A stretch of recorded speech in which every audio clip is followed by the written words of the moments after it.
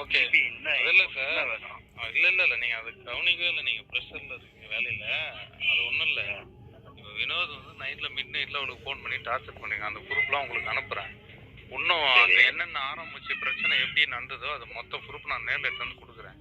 அதை வச்சு நீங்கள் சார்ஜ் ஷீட் ஃபைல் பண்ணி கோர்ட்டில் ப்ளீஸ். இதெல்லாம் நீ வந்து எஃப்ஐஆர்ல கொடுக்கணும்ல, ஏன் கொடுக்கல சார்? கொடுத்த பேப்பர் தான் மறைச்சிட்டீங்களே சார். நான் யார் மறைச்சேன்? நான் மறைக்கலையே.